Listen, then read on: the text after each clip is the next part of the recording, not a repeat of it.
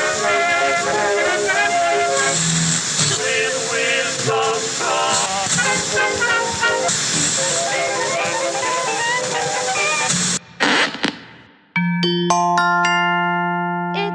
Katie Rose, straight up with a twist. What is up, humans? Here we are. We're about to talk and chat about life and daily adulting, like plumbing. Do you ever buy a house and then it turns into the money pit? Like, you're like, no, it's a fixer-upper, and I'll just invest and we'll just like fix the little things. I mean, even you take the same risk when you buy a new home. It's like they just don't build things the way that they used to. Currently, we are working on replacing our spigots. Spigots. I've always called them spigots, and I'm like, I don't know. I think everybody calls them spigots. But they're like spigots. So you just say it faster, but it's with a G. It's just really tough. Like, I'm on like Thumbtack, and I'm like trying to do Home Advisor, and nothing seems simple. And then you just get people that like should never be in sales, period, because they just get mad at you. And I'm like, did you want my business, or like, did you not? Like, they get mad at you for asking them like legit questions, like, do you have a warranty? And like, I'm always really upfront, because I would hate to be in business and then like somebody doesn't hire you and you're like left wondering why. Why didn't you pick me? And that's the business of sales. Like, it's negotiable. So I always let people know, like, oh, hey, well, this other guy said he could do it for this price. So I'm just shopping around, but I'm trying to figure out if he has a warranty and if he's licensed. And he was just like, well, whatever, I'm busy anyways. And he's like, good luck to you. And I'm like, I didn't say I wasn't going to use you, buddy. I'm like, I said this is what this other guy did. I'm like, I'm wondering if he's, qualified. And so, I'm like, and I don't want to work with somebody who's like that anyway. So he's saving me the headache of the attitude problem. And if he did do something wrong, then it probably wouldn't be a fun road to go down. So right now I've got people competing for my business.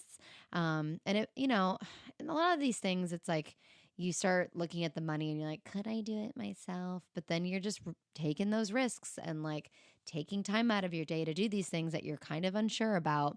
And you probably could teach yourself. And usually what I like to do is when they do come over, I watch them and how they do it, and then I learn something from it. And there are YouTube videos, but like every house is different. Like, a lot of these guys work with like stucco, or when they patched the repair on the outside of the house. Like, ours are like square blocks, so like you kind of have to be artistic with it and draw the lines back in the house once you've kind of cut the hole in it, because ours are square blocks, not just like dab dab dab and put some different texture on there to cover up the hole. So I mean, regardless, we need it to work, so we need all three of them working. So that's the main thing. But I always think it's interesting when these businesses, I'm like, you must get asked this all the time, because it's not like they don't realize, but they're like, oh, I just do the plumbing, I don't do the aesthetics. And you're like, all of these half services, like anybody would be like, sure, put a hole in my wall and then leave the hole there. Peace out. Hope you find someone else who can cover it.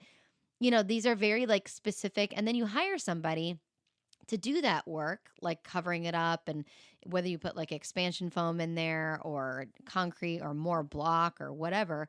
And like, that's like such a random service to hire someone for. So of course they're going to overcharge you for that.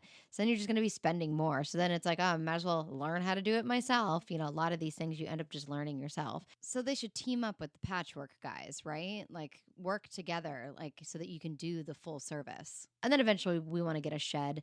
It's always like when you're sitting in somewhere for so long, you just start looking at the house like, what else could I do to this house? And then I'm like, wait, maybe maybe I should just save my money and put that money into a new home.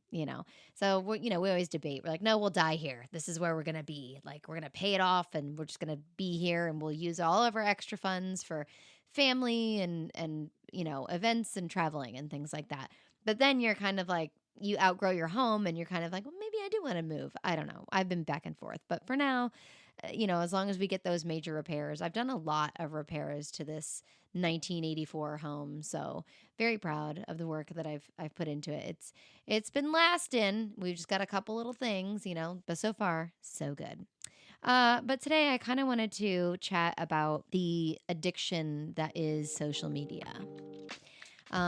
It's a topic that everybody talks about. Everybody knows that, everybody likes to have the conversation of like, oh gosh, like social media is just the worst. And gosh, I am not on my phone nearly as much as my husband or whatever. There's always the conversations. And now on our smartphones, it'll tell you how many times you picked up your phone in your settings. It'll tell you how long you were on Facebook, how long you were on this. And if you look at that and you look at those numbers, you'll be surprised at how many minutes a day, times a week, times a month, times a year that you spend of your lifetime looking at social media. It's one of those things that I feel like our society made us believe was a good thing. It's really like the tobacco companies of our time, are the tech giants. And, they convince you, we thought tobacco is good for you. Like even doctors are like, yeah, smoking's fine. It's actually probably great for you, calms you down, whatever, and then you find out, oh my God, it's killing me. My lungs are dying and it's also affecting other people and my children, and it's causing more harm than good. And so this technology is kind of like that. And I've had several, fights with my husband about phone time. It can be an addiction for many people. You roll over and subconsciously you just wake up and the first thing you do is grab your phone. And to you, you're like, well, whatever. That's like the substitute for getting out of bed, getting a cup of coffee and going down the driveway to get a newspaper and then sticking your head in a newspaper, which I guess it's people are always looking for other forms of entertainment or to pass their time. Then it comes that men and women are different, right? Like in society, we've always, learned for the most part that, women are more emotional, we're more connective than men. But, even though that we've been ingrained to believe that that is, the way that our instincts are, and look at the animal world and they do the same thing, that's true to a certain point. But we do teach ourselves, we do train ourselves to be certain ways, especially in the new day and age with how society has been more open to ways of living or just being and identifying with oneself. We have been more open-minded to not, putting a label on somebody. And it's just regardless, of why somebody does it, we're doing it. We are wasting minutes. And some people will be like, I don't think it's wasting. But if you are in a relationship, especially, and one of the better halves is saying they feel like it's wasteful, you have to listen. Everybody's standpoint matters. Just because you don't see it that way in any kind of fight, not just social media, doesn't mean that it's not true. And I think that's kind of the major issue. People will roll over immediately, grab their phones, and they're like, what's going on with other people? And the way that I like to talk about it is people aren't letting it lie. People aren't allowing silence. People aren't allowing remember the old movies? It's like, you'd roll over and you just got married or something, or you just started dating somebody and you just stare at them, just watch them sleep or wait for them to wake up. Now your spouse is like deep deep deep deep deep deep deep deep, and if you're lucky they'll turn the sound down or off, or you just hear them clicking away or listening to a TikTok or whatever. Like, who wants to wake up to that? Like, I don't want to wake up to that. Like, these thoughts don't even like cross anyone's mind anymore to like wake up, start brewing a pot of coffee, and then your wife smells it and that's what wakes her up. And then you crawl into bed with her and you snuggle with her. We're so quick to be like, oh, got to do my Wordle of the day, got to check everybody's posts and my Instagram, see how many likes I got, how many messages I have. Then I got to check my email, which email's a whole nother thing. That's a work thing that came first, right? What came first? That came first was the emails. That was supposed to help us. Like technology was helping us, right? So we could communicate with our bosses and our coworkers and things like that to get things done more efficiently. And then now social media has just become how we connect. And I'm like, I don't want that to be how we connect. That could be like an extra outlet, but I have found too, because look, I'm using podcasting and I'm using, we're all victims of it. We all use our social media because now it's a form of marketing and advertising ourselves, right? And it's a quick way to get somebody's attention with our short attention spans. And everything has to be short advertising now. I mean, I laugh at half of them now, like the little tiny commercials that we have on, the internet and between Hulu episodes or whatever you're watching. It cracks me up unless you pay to be ad free, but how short and clever they've gotten with how, compact these commercials are. And so a lot of them do make me laugh because I'm like, wow, that was informative. I know what you're talking about. And you did that in 5 seconds. Amazing. Like, this is where we're getting to now because everybody is competing for that attention because there's so many different outlets for it. I mean, we are so oversaturated. Like there used to be like just a few channels, just a few stations, and now we've got 8 million outlets for television, even just television. I can't keep up with it. People are like, you didn't watch the show? I'm like, well, because I was busy watching the 12 other shows. And we're becoming these couch potatoes and controlled in a way by these corporate companies who have hired psychologists to know what people are looking for and they're listening. And, you could say pizza and 3 minutes later, I'm going to get a pizza advertisement, because that's how it's programmed. And it's like brilliant and creepy and scary all at once. And I know we all watched, the Netflix documentary about it all, and we all are aware of it. But what are we doing to help ourselves? Because what I've been doing is I reach out to people. I admit I will not call as much. I will text first. I used to be a phone caller. I used to call. I used to have so many long conversations with my girlfriends, and I miss those days. But, when you had your own private phone line at your house, and, I used to talk on the phone all the time for hours and hours and hours. And, some people would say that was a waste of time, but it was more connection. And I actually really do enjoy Marco Polo because it's a time saver because you can talk on it when you have the time. You don't feel like you're bothering anybody. You're like, and you don't feel guilty either if someone didn't respond right away. You're kind of like, I mean, if you don't respond for like weeks, you're like, yo, I sent you a Marco, respond, come on, Polo, here we go. But you get to it when you can. And then that way you don't feel like you're inconveniencing someone or you're being disingenuous when you do pick up the phone and you answer the phone or you have to hurry them off the phone. So I do like that aspect. And I get to see somebody's face. I get to hear the tone of their voice and I feel more connected because we have gotten so accustomed. Even in this podcast, I've had people say, oh my God, I listen to your podcasts and I miss you so much and I feel like I'm hanging out with you. And I'm like, but we're not. We're not actually hanging out. I haven't actually seen you. There's still some people I haven't seen in over 2 years since the pandemic, And I believe in human connection. I believe in human touch. I have literally hugged or touched somebody before and I could feel that they wanted to cry and some people need that. Some people really need that physical touch. I mean, those have been studies as well. If you have an infant that you don't give love and care and attention to and touch them and hug them, you don't even just a single woman living in her house probably doesn't realize she's missing it. And I say woman mostly just because of how I mentioned earlier that women are a little bit more emotional typically than men, but any human really in general. We need all of these things. It's not just the 5 languages of love.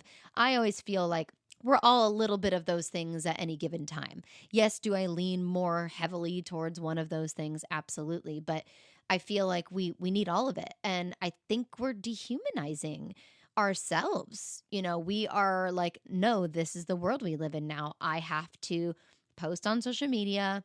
I have to text. And people feel like they have seen me now. So look, I posted all of my pictures from my trip. I haven't seen anyone in 3 years. And now everyone feels like they've seen me.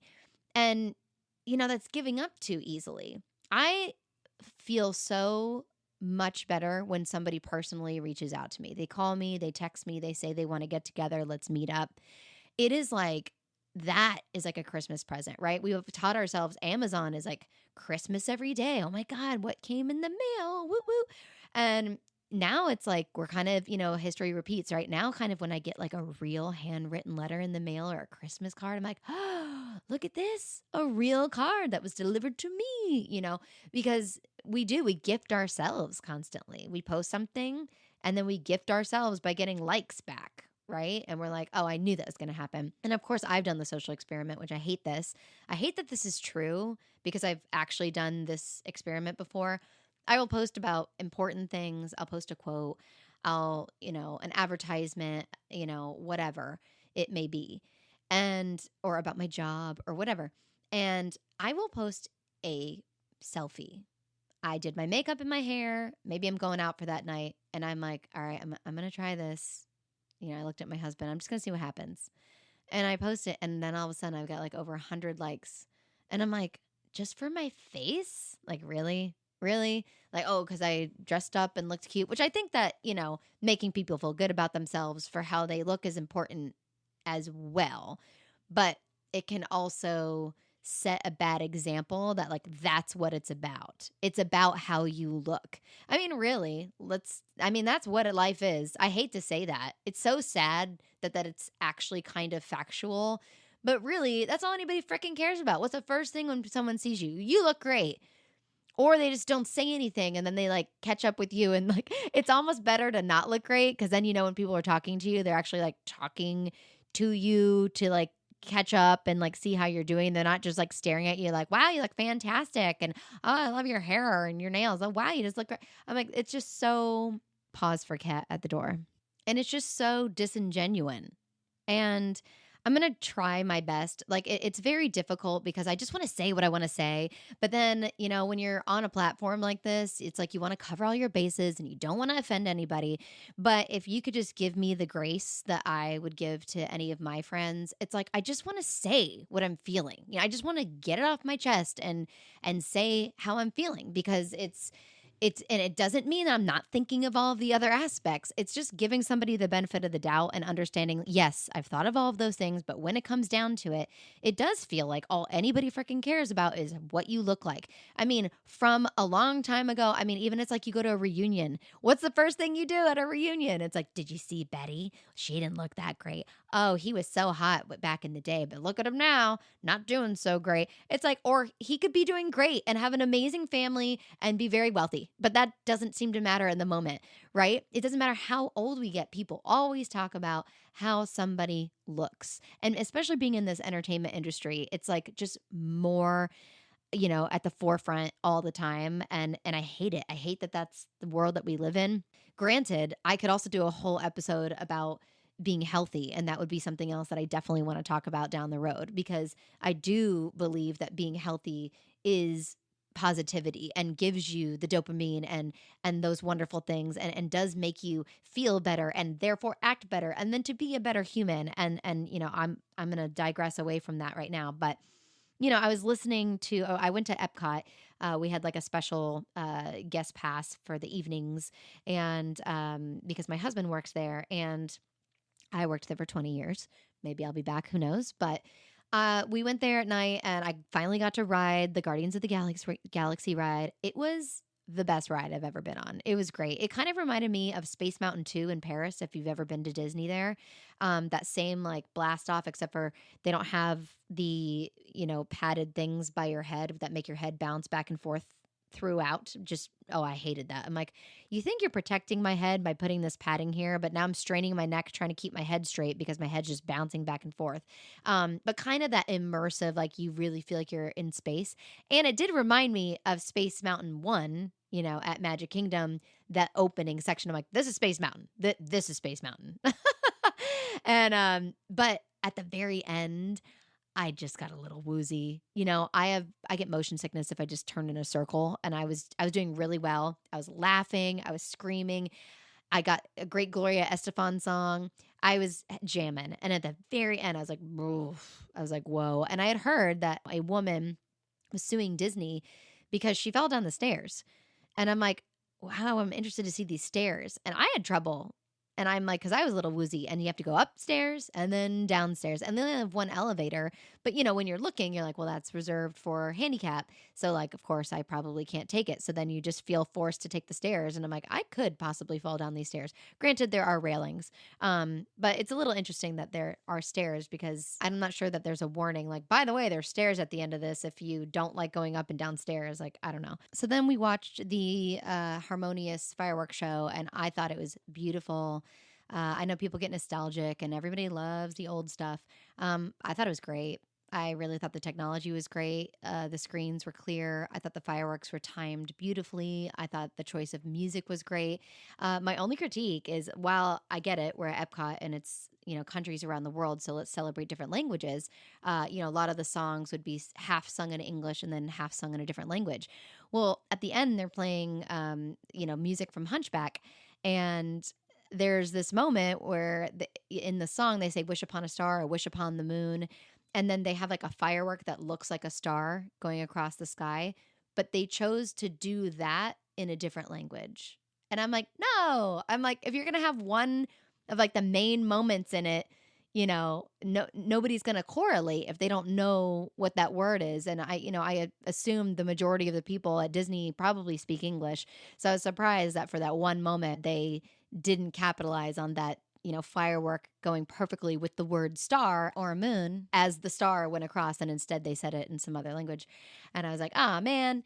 But that musical, I was like, I'd never really, I think I watched it on YouTube once a long time ago. I don't remember if I saw it as a child, but I asked my friend, now that I know a whole bunch of people today who used to be in the show, I had her send me a video, and I was able to watch it and see my friends who I never knew back then, like, and be like, cool, look at them in these roles. And that show was so great. I assume it must have been a little controversial because it's a serious show. And that's probably why they have, ultimately decided to let it go. But it was well done. And they did like a very long production of it. Like, it was almost a full production. I mean, lots of things were cut, but I was like, dang. I was like, this is a long show for Disney, Of course, I always wish that there was more theater and more performing at these parks because, some people go for the rides and some people don't. So I wish there was more performing. But one of the songs, Someday, it just always makes me cry. And it's so sad. I mean, the music is beautiful, but like it's still sadly prevalent. It's like, the words are like, someday when the world, gets older, when we've changed, greed will be rarer. Things will be fairer. And, these are the words, and it's about justice and being like, well, maybe today sucks, but in the future, I'm sure things will be better, but I won't be around for it. And that's like the message. And it just makes me sad because that movie came out, 20 years ago? And here we are. Greed is not rarer and things are not fairer. And it's like, you just think about the 1800s and the 1700s and all of these years that people wish for it, but then people still choose to contribute to the negativity anyways, because everybody would rather be right and benefit in some way than to help others. And I don't mean that individually. I mean that on like a global scale under power-hungry governments. We need more altruism and benevolence in our world, and it doesn't seem like we're learning from history.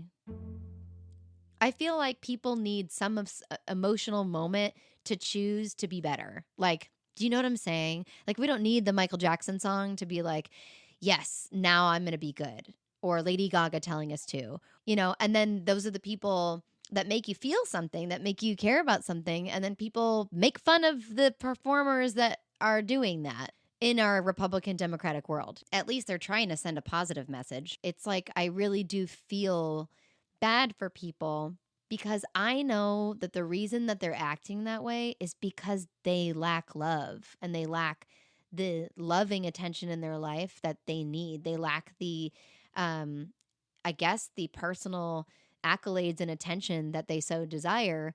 So the only thing they can do is bring other people down. And I just wish we could abide by these words more, but it's scary. It's scary to think that, Every generation goes through this. Everyone's like, oh gosh, I want peace on earth. I want peace on earth. And it just doesn't seem like it'll ever come. And your cocktail of the day is the Negroni, ya jabroni. It's an Italian cocktail made of 1 part gin, 1 part sweet vermouth, and 1 part Campari or Aperol, so something bitter, typically garnished with an orange peel. Stirred, not shaken. This is a beautiful but bitter drink. Enjoy. And I know I am fighting a battle that will never change, but it's like what we use our military for. And first of all, I've dated plenty of military guys. It's like I have a sign on my head that's like, come date me. Are you in the military? Like, I don't know what it is, but they always find me. And I just feel like we should be like, I want to be proud. I want to be proud. And, it's always we've got this marketing ingrained in our head, sign up, be a troop, fight for your country. And it's like, what's with the fighting word, right? And I know that we need it, right, to prove that we are powerful in case something happens. We have the most powerful military. Don't mess with us. It's just to keep us at bay in case of XYZ, right? And I hate that we have to do that. Like, why can't the military be like the Peace Corps? Like, isn't that a better way to fight for our country? Like, and really make it a better place? I mean, we almost died during the Cuban Missile Crisis. It's like just thinking about how close we came to more nuclear warfare, which I'm still mad at America for doing Hiroshima. It's like Hiroshima, however you want to say it, but it's ridiculous when you think of the devastation, for the things that we were fighting over. You're like, and I always say it starts with a conversation and ends with a conversation. So why are we doing all the war between? But it just blows my mind. Like, I just wish we didn't have nuclear warfare. And, my husband last night is like, right, but how are you going to keep people from doing it? And I'm like, well, I guess the only way would be the scientists would have to band together because none of the leaders know how to make this crap. But then he's like, oh yeah, except for the leaders will put a gun to their head and like, you need to do this so that we have this in case of. And I'm like, oh, I didn't really think about that. I'm like, that's terrible. That might be a reality, people being forced into these jobs to do this kind of, weaponry, this warfare, rather than sending our kids out to die and then come home to go to college with some PTSD. Like, why can't we have a different way of honoring our country and be like, yes, I work and I go to other countries and I, yes, risk my life. I risk getting disease, but I go out and I help people. I build homes for others. We've got all these other programs that do that. But what if that was funded by the government? Oh my God, think of all the good we could do, right? With all of the, like, the military gets like most of our money, right? Like, they've got a huge budget for the military. And it's all in case of XYZ and the training and all those things. And it's like, I get why we need it, but like, I wish we could put that money to the greater good. And all of the countries are like, you know what, let's refocus instead of focusing on like maybe killing each other in case I get really pissy one day. Like, why don't we all use all that amazing money and use these people, because that's the work that I want, right? That's the reward. Like, if I knew my son was out there doing all these great things for other people rather than looking over his shoulder hoping he doesn't get shot, then that's something to be like really proud of. And then you come home and like you're gifted this like college degree and like, your free rides and all that stuff and the money that you earn for going overseas and doing those great things. Like, why can't we do that? Why can't that be our military, right? Anyways, just thoughts, of course, that I know will never happen. And I just think about that Hunchback song and I'm like, someday, Now, going back to the social media world, I feel like people get tastes of fame. And people who get these tastes of fame are also people who have never been performers.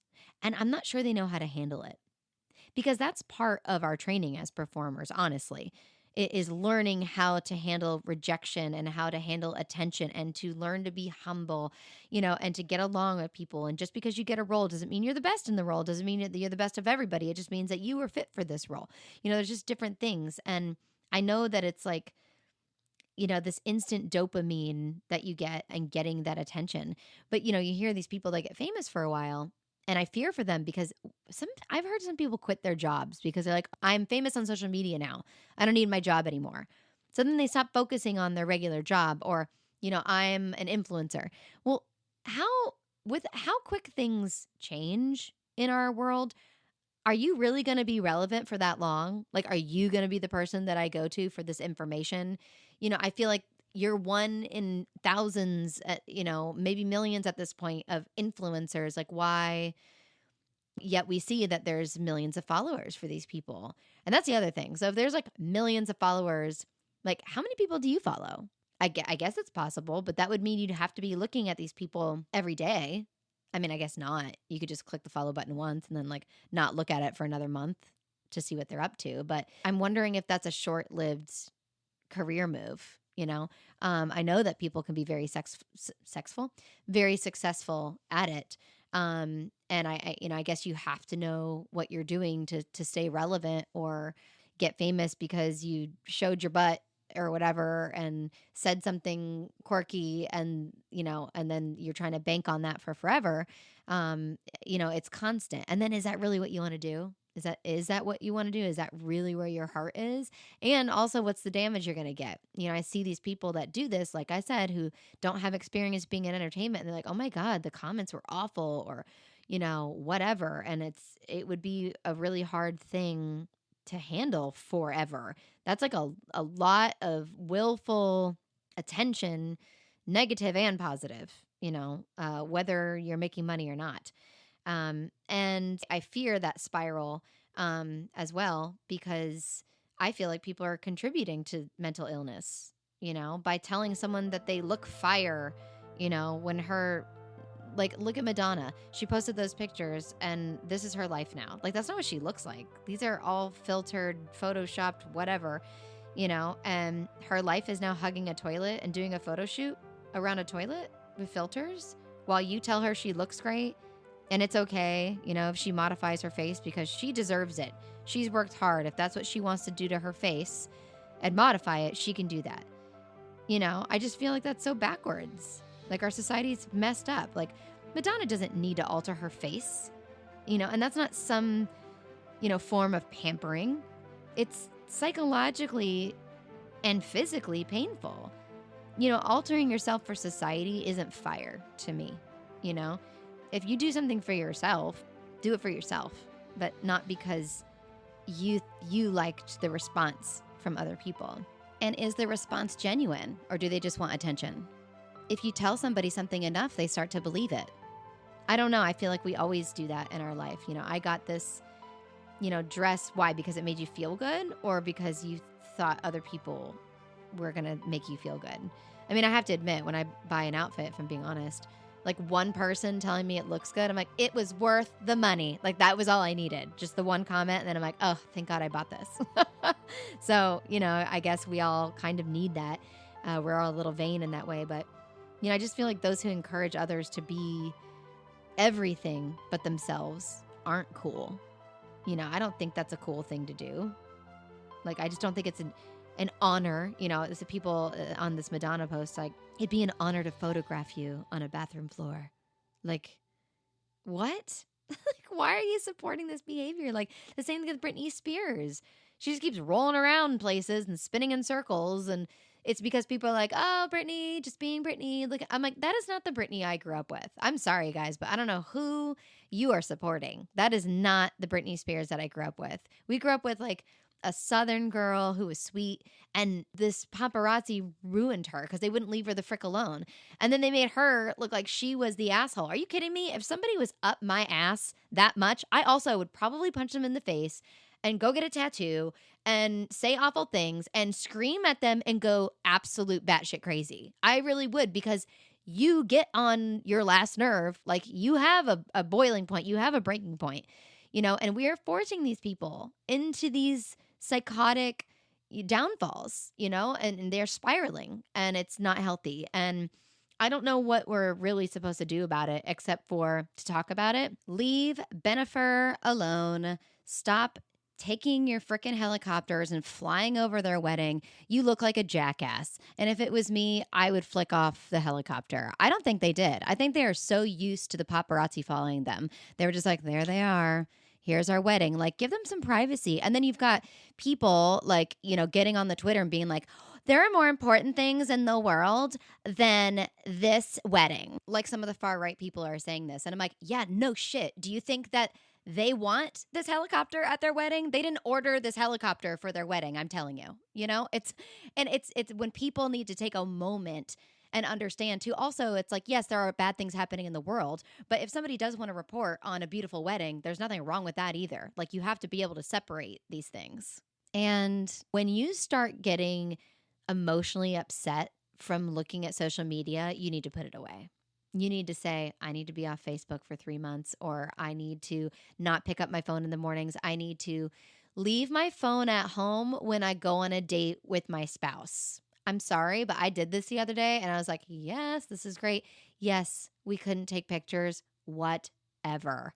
Who cares? I got tons of pictures with him. If we could both do that, like, that would be great. Like, I really think we need to start doing that. Date night, leave the phones at home. You'll be all right.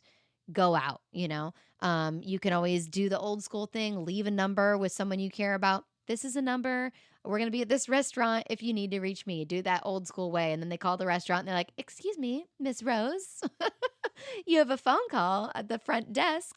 I'm just like obsessed, kind of like, I know it's like I'm getting older and people always say, it's like our grandparents, like, well, it's like not like the olden days. And it's not, it never is. Right. And it's weird because like we think we're bettering our future and things are getting better.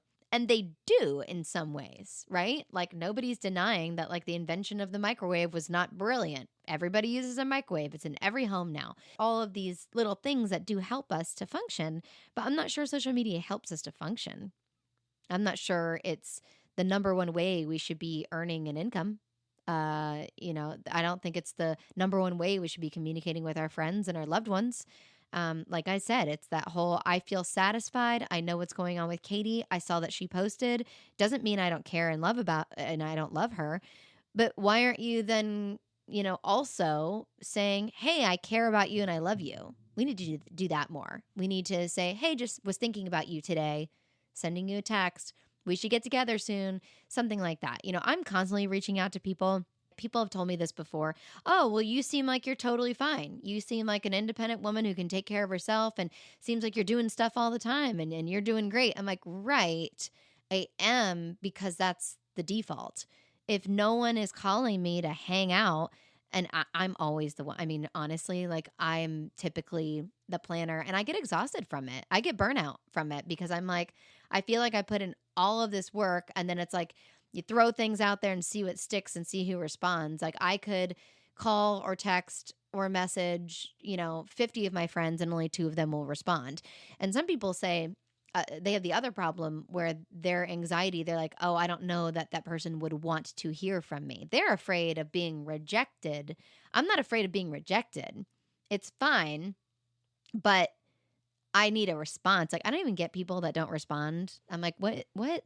Or like, at least like, oh, sorry, I didn't respond. I forgot, or something came up. I don't know. Like, I always, like, as soon as somebody tells me something, like whether it's like a show that they're in or something, I usually immediately write it down or put it in my calendar as a question mark. Can I go on this day? And sometimes you can't. But I always think it's funny the people that say like, yeah, I'm definitely coming. And then they don't go. I'm like, don't do that. You're not being a nicer person by giving the false hope. I think it's worse to make up an excuse. Then you're just lying. You're just putting yourself in a bad situation. But I wish people would reach out to me more and say, hey, Katie, want to go out to eat? Want to do this? You're not bothering me just because I'm married. And I definitely don't have any kids running around. So I've got plenty of time. Because I always find it when I do reach out to those people, nobody's ever like, that sounds like a terrible idea. Like, people are always usually responsive, like, oh my God, yes, we need to do that. Let's like set a date. Let's find a time. I rarely get anyone who's mad that I reached out to them. I just wish more people would do it for me because I thrive on human connection. I also feel showing up for people has more of an impact. And on the positive side of social media, we can't be in 12 places at once. So it is nice that we can support our friends from a distance if we can't be in more. I mean, the other day, I literally had 7 people who had birthdays. I'm like, I went to 2 of them out of the 7. And it's like I do my best to show up for people. Birthdays I know are very special to me, and I know they're special to other people. Mine always lands on Thanksgiving or the day before Thanksgiving, and everybody's always out of town. And I always feel a little bit like left out on my birthday. I'm like, gosh, I wish I had like a spring birthday, and then we could all go out and everybody's off from school and da da da. But I think it's great to show up for people. But that is the one good thing about social media is you can share your joy for somebody else because you couldn't make it. I'm also not sure if it's good that we know so much about people. Like, ignorance is bliss. Like, kind of just, oh, I go to work and I only know Bob is this. And I didn't know that Bob also felt this way about this, this, and this. Because, we are impulsive and we might hit send when we didn't think something through, and then the post is there forever. Well, you can delete it eventually, but, people can screenshot stuff. People can misinterpret things or not understand where you're coming from, or that you were just making a joke and it wasn't meant to be personal. Granted, we can't always control what somebody is going to take personally. And it's also really bad for stalking. I mean, people feel like, especially if they're interested in somebody, that they're like, oh, I can look up something in 2 seconds and figure somebody out. And we kind of remove all mystery from like getting to know somebody organically. Not to mention, like, moving on from a breakup would be very difficult because then you're like finding all these ways to see what they're up to. One aspect and viewpoint, you can look at somebody and be like, oh, that person is just putting their best foot forward. That's not really what they look like. That's not really how they act. They make themselves look like this amazing person when really they're some jackass, There's that aspect. And then there is someone or many people who are very outspoken about themselves. I am as well. I'm very open, I guess, more so about just like things that happened to me in my life. And I don't like share everything that's on my mind, but because there's a time and a place and an audience for those things. But, it's like then you find out things about people. Like, say you could be friends with somebody for like years and years and years and like never know that they felt a certain way about something. And then they say one thing and you're like, oh, I don't know if we're sabotaging our acquaintance friendships. I don't know. Or if it's better that we are being selective and knowing who we're hanging out with and being like, well, I definitely know I don't like what this person says. And now I know to stay away, and I'll be happier if I stay away from that kind of person. Because people can be one way on social media and then another way in a group setting and be totally fine. Is it worth your time? Is it worth your brain effort? Like, I don't know. Like, I feel like everybody kind of needs a chance. And, I would be mad if somebody put me in a box, and was like, Katie is like this, definitely 100%. So I don't like that one thing. So I'll just avoid her. Because it's like, well, that's not me. That's just like a part of me, because we all have these parts. We all are capable of saying awful things or being hurt and saying bad things that we don't mean, defending something we're really passionate about, judging people quickly without taking the time to understand where somebody is coming from, jumping into the end of conversations and misinterpreting things. And I feel like we should be better about seeing a person as a whole. But then it's also kind of like, well, you've only got so many hours on this earth. It's like, so just surround yourself with people that you like. I agree with that sentiment as well. I mean, one of the best things anyone ever says is just to give people grace, and like, you don't have to give them your full attention, and you certainly don't have to give social media its full attention. But boy, I wish we gave people like in human form more attention than we did the social media thing, because we start to believe that we need it. And even in the entertainment industry, it's like when you get booked, they're like, oh, how many followers do you have? Like, I can't believe that's even a question. I don't want people following me. Didn't we get away from that from paparazzi? I thought we were doing better with that, and telling our own stories and doing our own narratives. And now it's like, oh, well, if you have a lot of followers, you're going to give me great marketing and attention. So I want to have that kind of person on my team. And it's scary to think that it's not just going to be based off talent anymore in a lot of aspects. And then just learning it. Like, I'm not even getting paid to do this social media at all. And unless you've mastered monetizing it, it is exhausting and takes up a lot of your day. And then it's constantly changing. And then you're having to learn the new, ways and platforms and reels and all these things. And it really is a time eater. It takes up so much time and energy. And you can see when it's affecting people too. That guy's going through a midlife crisis. He keeps posting about his past all the time. Check out all these posts from, 30 years ago. And oh, look at this, when she was younger and thinner and she's posting these things. Plus, like I said, it reminds you all the time. It's like, remember how amazing you used to be? You're like, great, thanks so much for that. And it's like, cool, because I kind of look at it as like a yearbook. It's like, oh, I remember that, and it kind of keeps track for you.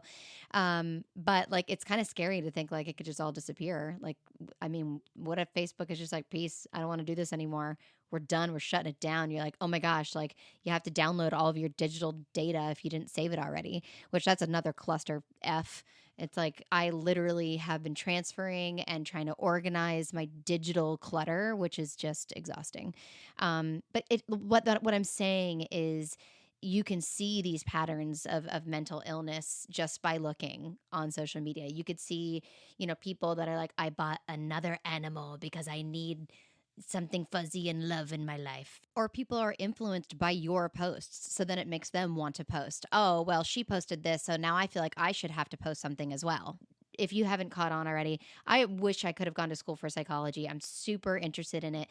And just in all aspects of it and like what drives people to do things, what their reactions are. Like I said, I'm empathic and I can totally tell like how someone's feeling. And it's so funny because my husband is always like, I always think like, where are you getting this from? And then like majority of the time you're right. And I'm like, I can sense it. I can tell. It's like I can just feel I can tell when someone's disingenuous, when someone's lying to me. I can tell a lot of different things. And I think that's what psychics are. I think that's what their job is reading people, literally just being like, I can read you. I mean, you're going to give me all the information I need and I'm just going to play off of your emotions.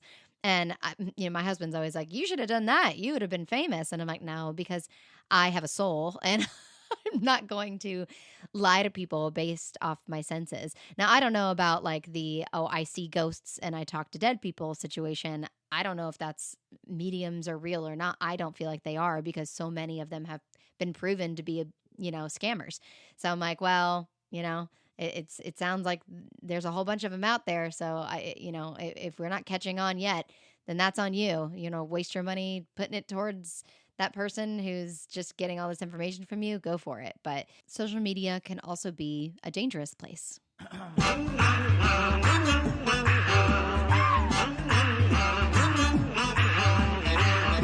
In the world of bullying and catfishing and pedophiles, we have to teach our youth, what this social media platform is capable of. Instead of passing slam books and notes in class anymore, it's kids are allowed to have phones at school and, they can just text each other and say awful things. And in a minute, there could be some viral video that somebody took of somebody and you didn't even know that they were videotaping you. And then it's out there. It's scary. It's scary that we can do that. It's also been very helpful.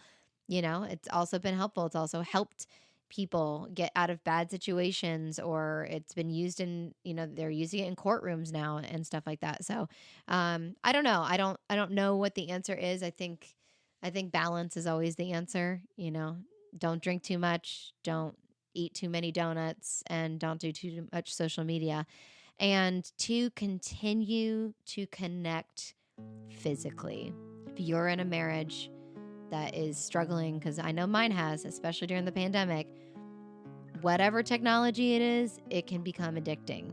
And there needs to be an open line of communication. Like for me, for the most part, when I'm on my phone, I do use it mostly for work. I mean, like I said, emails, setting up appointments and things like that. So there has to be a conversation on the amount of time, and there has to be a downtime. There just has to be for yourself and for your relationships. And if you're going to use that phone to socialize, then socialize. Use it to actually connect with human beings and not just, not just like their posts or scroll and look at things. Call them. Be like, hey, I saw this. It's amazing how we can really make somebody's day just by actually reaching out to them and saying that you care. All right, well, that is it for now. Thank you guys so much for listening. This has been Katie Rose, served straight up with a twist. Catch my follow-up Fridays on YouTube, where I respond to your YouTube comments on any thoughts or questions relating to each week's episode. It gives you a chance to have a more intimate conversation with me and opens up the door to new topics. Find me at my YouTube channel, Katie Rose, straight up with a twist. And remember, if you're thinking it, I'm probably talking about it.